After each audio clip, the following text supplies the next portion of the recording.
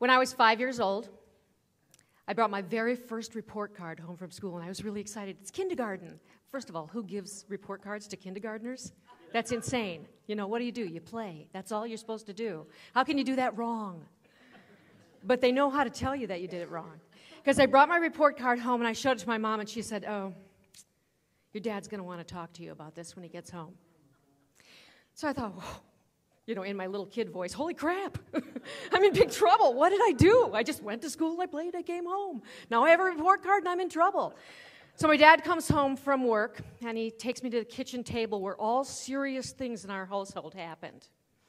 And we sit down at the kitchen table, and he lays the report card out in front of him. Now, later I've looked at it, it's like this big, but to me it was gigantic. And he says, so, you got to check minus here. Check minus.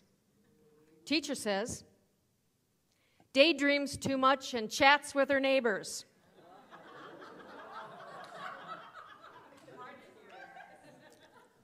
So I said, my dad said to me, is that true? I said, well, yeah, it's absolutely true. It's definitely true. I'm daydreaming all the time. I'm chatting with my neighbors. He said, don't you ever stop that. Don't you ever stop that. My dad's not with me anymore, but he is always with me. Before I went off to college, my dad pulled me aside and he said, your mom wants you to be a teacher. Is that what you want to do? I said, I don't know. He said, go do whatever you want to do. I'll deal with your mom. And it was so freeing. My dad was always that guy that had my back. You know, my mom did too, but my mom had goals and dreams and hopes for me. My dad had nothing but a blank slate. For him, it was whatever I wanted to do, I could be. And I'm going to fast forward a little bit to 2004, where I found a job where you could chat with your neighbors and daydream all the time. And I was really, really good at it. And so I'm standing on a stage at the Hilton Hotel in New York City in 2004 receiving what is the Oscar Award for advertising and marketing. It's the Ad Age Marketing 50. It's the 50 marketing campaigns that changed the world in the last year, and I'm being honored on stage along with another guy whose name was Steve Jobs, and he invented the iPod. So the two of us are standing there, and I was there being honored for launching the South Beach Diet, which became a worldwide phenomenon, sold 22 million books in 36 countries, and changed the way that the food industry delivers food to us. The bread industry actually had to have a summit because the South Beach Diet was so successful that no one was eating bread. So they had to have a summit to figure out how they could make bread a better carb.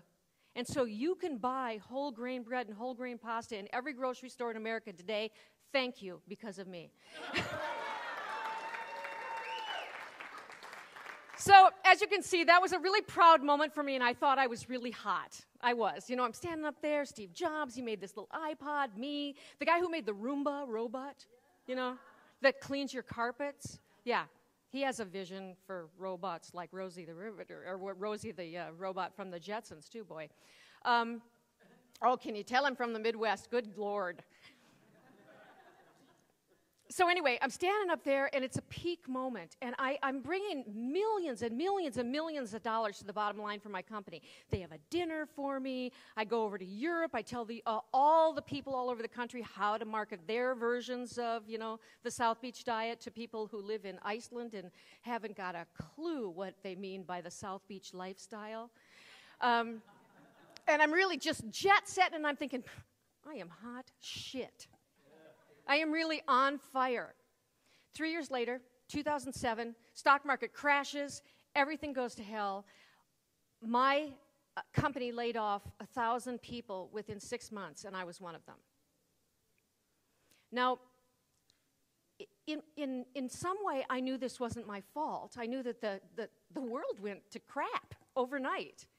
That, you know, banks were defaulted, people were losing their homes, and the fact that I lost my job wasn't my fault, and yet I went home, I curled up into a ball, I was in the fetal position, and I was eating potato chips in a way that would have made the South Beach Diet doctor come to my house and slap me. I couldn't get up. I was debilitated, and I was embarrassed, I was ashamed, and I felt like a fraud.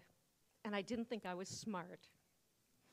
And one of my best friends in the world called me up, and she said, God, Cindy, I just have to tell you, you didn't get stupid overnight. You got laid off.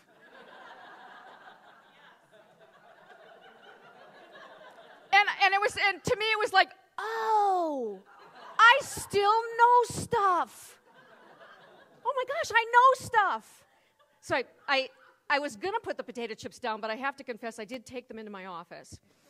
And I did keep them with me for a long time, and now they've become my joy and my burden. But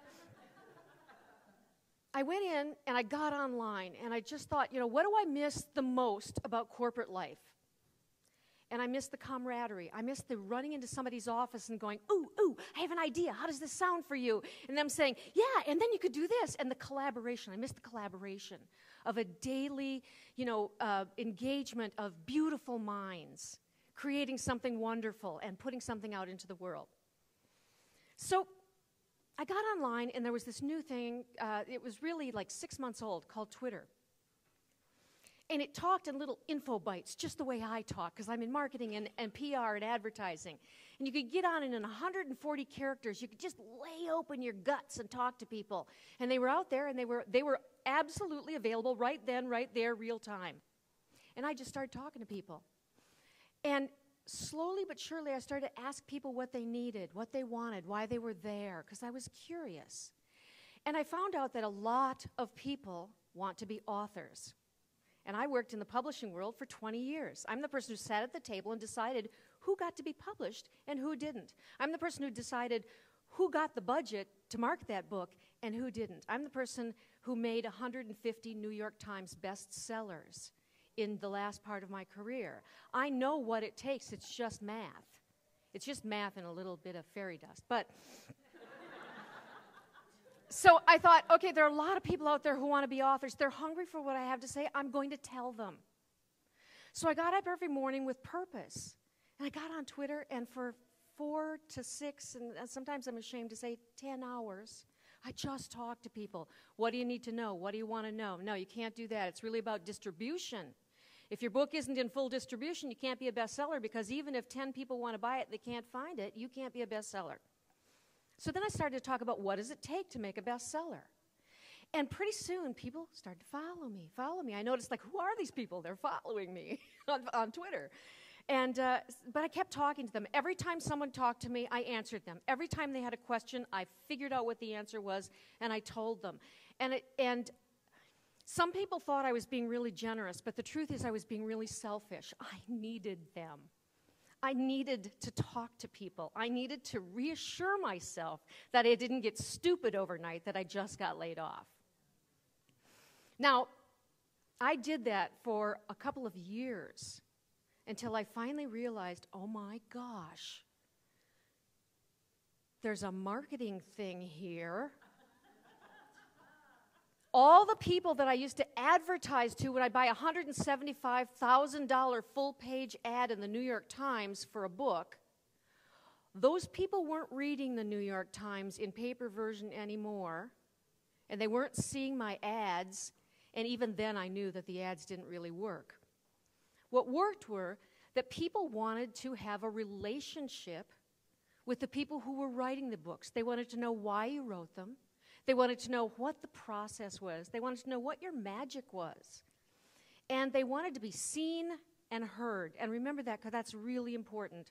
Every single person out there wants to be seen and heard. And when I got up every day, what I didn't know is that by answering them, by calling them by name, by talking to them online, I was seeing them and hearing them. And suddenly we had a relationship. I right now have a relationship on Twitter with 33,000 people.